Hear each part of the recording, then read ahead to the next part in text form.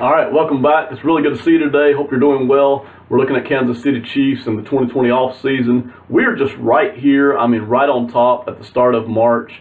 So things are going to change very quickly over the next week. So if you're seeing this video a week from now, some of these guys may have already been let go or already resigned or already whatever, traded. So just keep that in mind as you see this video a week, 2 weeks from now. Things change really quickly in the month of March. But here we are just knocking on the doorstep of a new season. These are the weapons for Kansas City, the Kansas City offense. We've got the wide receivers right here, tight ends, and then the running backs, of course. Always important to ask, how good were we last offseason? We were really good on offense, largely due to Patrick Mahomes. Did we give him enough weapons? The answer is yes. They go 3 deep right here at wide receiver. Okay, you've got Hill, Watkins, Hardman. After that, there's a massive fall off in talent, massive fall off in expected production. Over here at tight end, we've only got one guy, but we've got Travis Kelce, who is one of the best tight ends in football. He is an elite tight end in the NFL, no question about it. So we've got a weapon here at tight end. We come here at running back. It's really running back by committee, but we've got 3 guys, and this is the way Andy Reid and Brett Veach have built the running back spot over the past few seasons. Williams, and McCoy. None of these guys is a workhorse running back. None of these guys is an elite running back. None of them are great at any one thing, but you just have a whole bunch of Swiss Army knives right here. Guys who are willing and interested in blocking to varying degrees of strength, but they are all willing and interested. You have guys here who can all catch the ball out of the backfield. Even Thompson, to a degree, there's a bit of talent drop off there, but Thompson, to a bit of a degree, can do these things. And then you have 3 guys here who can also run the football to a degree. So what you have here is 3 guys who can, by committee, get the job done, offer you a lot of flexibility at running back. You don't necessarily have to worry about a major weakness for any of them. They are all, at least to some degree, interested in blocking. They can catch the ball to the backfield, and they can run the ball to some degree. They all 3 can as well break a big one at times. There's no massive talent here, but you have a group here that goes about 3 deep. So you have a lot of weapons here on offense for Kansas City. We know we were good last year. The question then becomes, we won the Super Bowl, can we bring everybody back? The answer is yes. The cap would be tight. That's okay. You have a lot of talent on the team. You know that makes for less cap flexibility. Everybody has the same amount of cap space every season as far as how much total money they're going to work with by and large. But that cap flexibility shrinks when you have more talent on the team. The next question is this: can we get better here in these areas? And that's the question we'll look at today as we start to go through. Let's start right here with wide receiver. Tyreek Hill. No question about it. A year ago at this time and all through the offseason, Tyreek Hill was a massive risk. The legal questions that he was up against were causing prognosticators everywhere to question if the Kansas City Chiefs should let him go, if the NFL should step in and take Tyreek Hill basically off the eligible list, if Kansas City was going to be allowed to even have him next year, if he was even going to be playing the NFL in 2019. It was a risk for Kansas City, for Brett Veach, for Andy Reid to keep him on the team, not only for public backlash, but you never know, sometimes players, once they show an indication of getting into trouble, continue to be trouble. Just like Antonio Brown, we've seen some of his struggles over the past year and a half. We've seen it from other players. There was a risk here, a very real risk, of Tyreek Hill either not being available or continuing to cause a problem, or even of causing deeper rifts within the team. That was all very real a year ago. You fast forward a year later, he's got a 3-year deal that they signed last offseason. They stood by him. He's caused no more trouble at all. He's had no more trouble at all. He was tremendous on the field last year, had another star season, just an absolute star in the NFL. So it's easy to forget what was involved here for Brett Veach and Andy Reid. It's easy to forget how many people were screaming for the Chiefs to cut him and to let him go.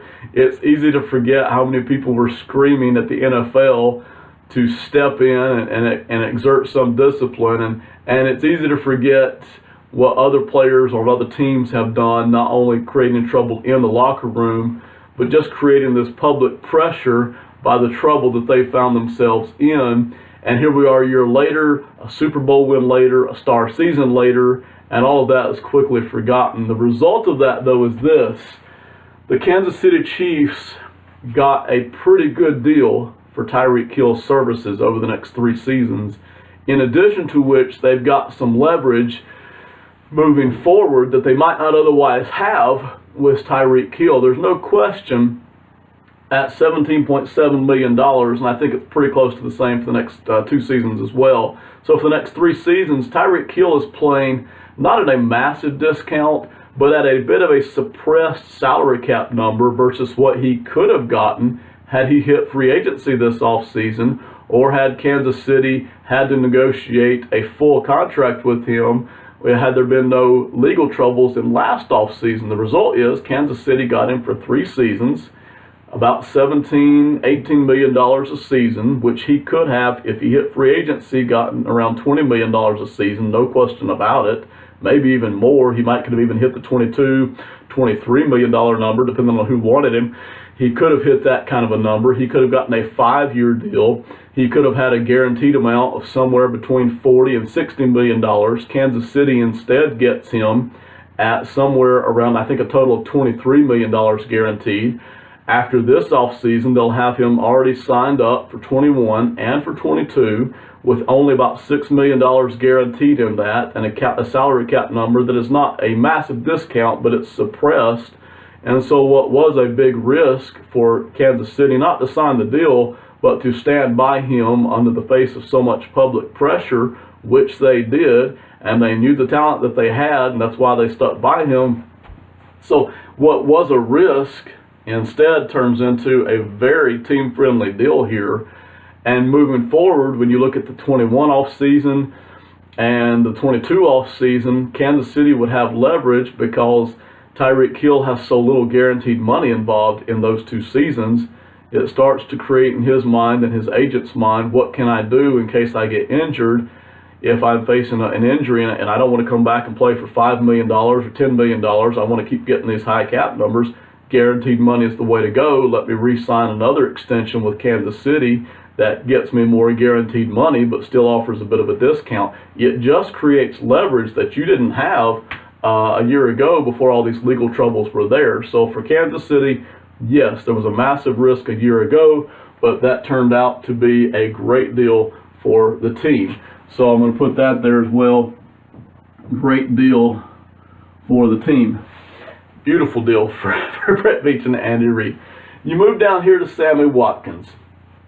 Sammy Watkins is a guy who has all the potential in the world. He has shown more than once the ability to step up and be a #1 wide receiver, and yet he's never done it for an entire season. He hasn't even played an entire season in the NFL yet. I think 14 games is the most he's ever played. I think he's got 6 seasons in the NFL now.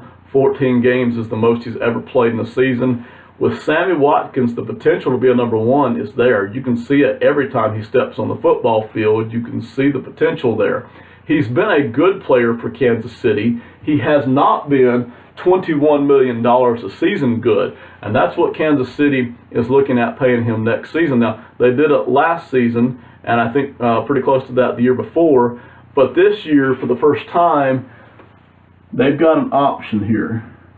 And that option is to cut or trade Sammy Watkins and save $14 million in cap space. Would there be a dead cap hit? Yes, that would be $7 million they would be paying him to not be on the team. But $14 million, what can I do with that money?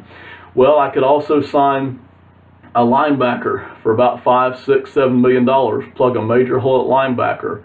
I could sign a slot receiver. If I want to, I could sign a slot receiver, a decent veteran slot receiver for $5, $6, $7 million. Somebody who's going to get me 40 catches a season. Can I get anybody for $14 million who's got the potential of Sammy Watkins? No, I can't. I'm not going to find anybody unless I move to the draft. But I'm not going to find anybody for $14 million who's got the potential that Sammy Watkins has. Now, $14 million, I can do a lot with that. $21 million to keep Sammy Watkins on board? Do I want to bring everybody back? And this is really the question that you start to ask. Do I want to just bring everybody back who was good last year for me, who helped be a part of a Super Bowl winning team, or do I want to take the chance to try to keep getting better? Personally, I would be trying to keep getting better. I would cut Sammy Watkins or trade him. Everybody always just says trade. If you think about it, if you're another NFL team and you're interested in having Sammy Watkins, are you interested in having him for $21 million? That is a massive cap hit for a guy who has not lived up to his potential. He's been a very good player. We can see the potential. He has not yet, and part of that's just injuries that he's had to deal with his whole career. I think you could question for a while now just how healthy he's ever really been. This seemed to be the healthiest he's ever been this year. Even this year, though, he didn't play the full 16 games. If you're another NFL team and you're thinking about trading for Sammy Watkins, how much are you really willing to give up, considering you've got to pay him $21 million during this next season? It's a lot of cap space devoted to one player. In addition, now I've got to give up a draft pick. How much of a draft pick do I want to give up? Okay, maybe a 5th round draft pick. Well, if I'm Kansas City, certainly I'll take that. If I've decided I'm going to cut Watkins anyway, and I'm shopping him around the NFL, I would take a 5th round draft pick over nothing. But what could I really get? And I don't know. That depends on how much teams want Sammy Watkins and how much they're willing to pay him for one season for $21 million. They're not tied to him after that, but they also don't get anything else for their draft pick after that if they can't re-sign him after the 20 season. So that gets to be the question here for the Chiefs. What do we look like on offense without Sammy Watkins? And the answer is we don't look as good. Okay, we've got Hardman, who had an outstanding season. We'll look at him in a second. We've got Hill, we've got Kelce, we've got a running back by committee over here. But without Watkins, we're not as good. But can we take that $14 million? And this is the question that a lot of folks who look at these things from afar, from a distance, really miss. Can we take that $14 million and that roster spot and turn it into a better balanced offense, or do we need to keep Sammy Watkins at that $21 million cap space? Could we restructure Sammy? Could we get him to some kind of an extension? And that's something that's been discussed as well. Could we get Sammy to kind of come down off that $21 million cap number, maybe get him re-extended for the next couple of seasons? That's something Kansas City can look at as well. So this is their big option, though. If they need the cap space, there's no quicker place to get it. There's no quicker place to get this much cap space if you're Brett Veach and Andy Reid than right here, $14 million. And then the question is, what do we do with Sammy? Do we just flat out cut him? Do we start to try to find a way to restructure with him and see if he wants to do that? Do we trade him?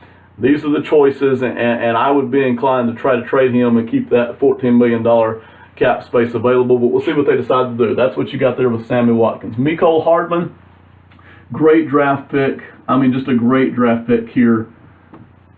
They've had several. This is one of them. He's $1.1 million next season. Very low cap space. He's shown he can hold down a starting spot. Had an outstanding season. Is he as good as Tyreek Hill? No, he never will be, I don't think. Is he as good as Sammy? I don't think he has that potential. I don't think he has that great ceiling. But Mecole Hardman has shown that he can be a starting wide receiver in the NFL, and there's no reason to think he can't get better. So at $1.1 million, you've got a wide receiver spot here, a starting spot locked up. Could he step up and be that number 2? And then you bring somebody else in at the 3 spot. I think that's the question Kansas City's got to answer. But you feel good here. No matter what you do with Watkins, you feel okay at wide receiver because you've got Hill and Hardman. After that, there's a massive talent drop-off. You have Pringle, Robinson, and Kemp. Robinson and Kemp will be FAs and ERFAs during this offseason. You got Pringle back for $585,000. So that's the big question there. What do we do with Watkins? How much do we need that $14 million this offseason? You move over here to running back. I already mentioned this. Running back by committee. McCoy's going to be a free agent. We'll see how much Kansas City values him. Can they get him back for a cheap price? Do they want him back at a cheap price? Do they want to just try to draft somebody else there in the 4th round or the 5th round and try to bring in a newer, younger guy there? We'll see what they do with McCoy. He is fast. When you start to talk about the speed that Kansas City had on offense last year, They had the same speed the year before. The only big differences were McCoy and Hardman coming on board. With McCoy here, can they bring him back for cheap? Probably. Do they want to bring him back for cheap? We'll see what Kansas City decides to do there. You've got the Williamses. Darrell Williams, only $665,000. Can't get much cheaper than that. And then, of course, Darren Williams.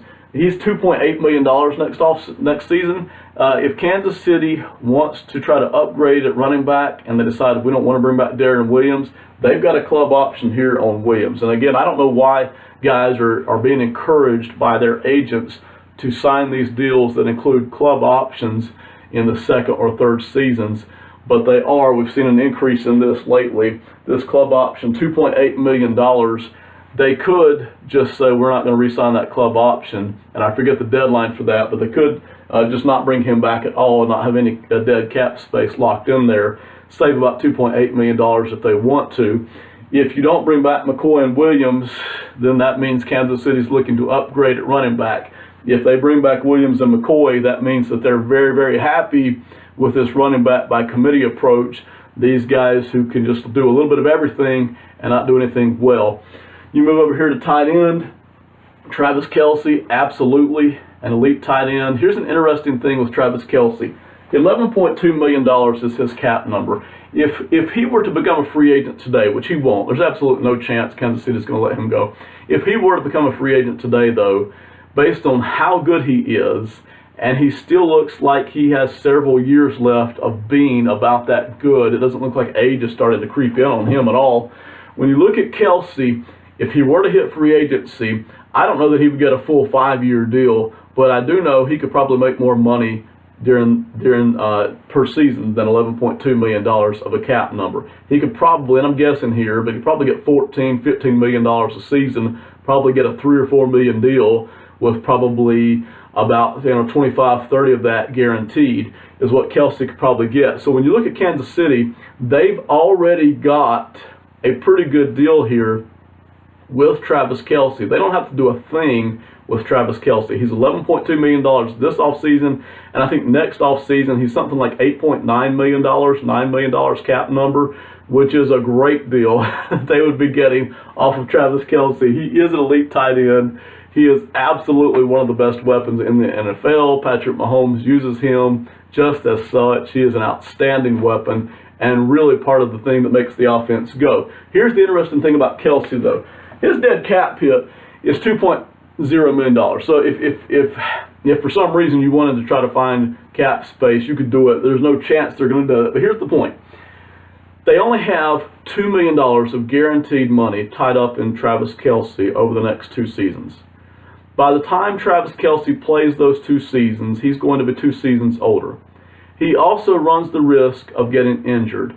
And anytime in the NFL you get injured after the age of 30, even if you were to get on the free agent market, your cap number goes way down on what teams are willing to spend, as much as half. It depends on how bad you get injured.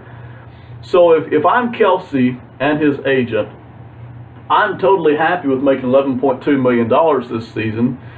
But what if I get injured this season? That leaves me with no protection for 21, 22, 23. And these are the kinds of things that players think about and their agents think about. And if you're a savvy general manager, which Brett Veach is, it's the kind of thing you think about as well. So don't be surprised if we don't see Kansas City go to Travis Kelce and say, look, man, we love you. We know you love us.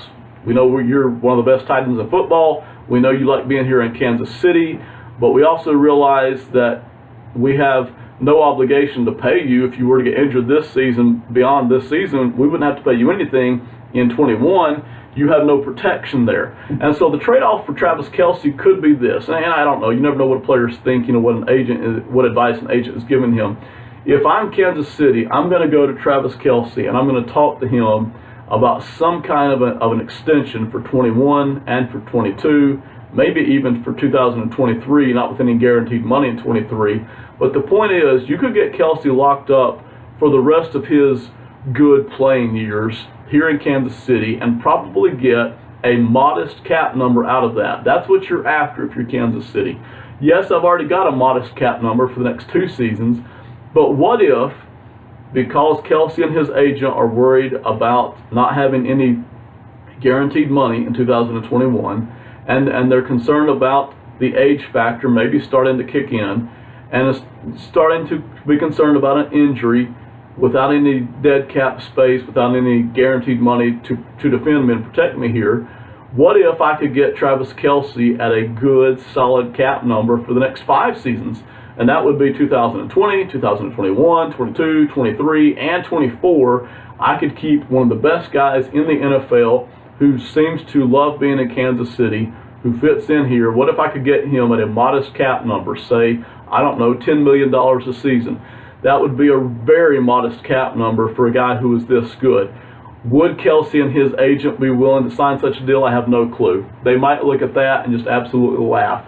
But if the guaranteed money were to go up, that way, even if Kelce were to get injured right here in 2020, if the guaranteed money were there for 21 and for 22, if he had, say, a guaranteed $25, $30 million in there, $20, $25 million guaranteed, he would know, man, even if I get injured, I'm still getting paid. I've still got time to come back, show other teams what I can still do, show Kansas City what I can still do, and still keep earning that. And what happens to guys who hit 30 and have a big injury, even if they do get to free agency, and even if people know how good they were before, they just don't get as long of deals. They don't get as much cap, as big of a guaranteed amount, and their cap number per season can fall rapidly down to $5 million, $6 million a season, because they just kind of get thrown in that veteran category of guys we don't want to sign long-term deals to.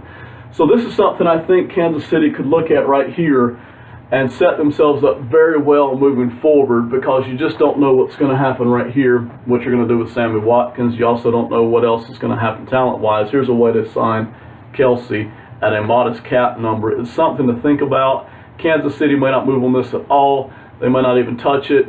Kelce and his agent may not be at all interested in that, but it's something to think about for all the parties involved. After that, massive drop-off, Blake Bell and Yoder. Bell will be a free agent. Yoder will be an ERFA. If they wanted to, they could offer Yoder a very small number, and he would be obliged to just take that number. But that's really not a big deal, because Yoder would already be making close to the league minimum anyway. So you're not really saving anything here on Yoder or on Kemp due to their ERFA status. But the point here is, with Kelce, you have a ton of talent. After that, it's a massive drop-off. I'm gonna hit this, and then we're done for the day. How do I get better? That's the point. Am I happy with just bringing all these guys back, or could I get better? And the answer is, I can get better here if I do it right. If I can trade Sammy Watkins, and this is important. I don't care if you won the Super Bowl last year, or if you were the worst team in the NFL last year. The question is not, how do I bring back all the guys I like? The question is, how do I get better?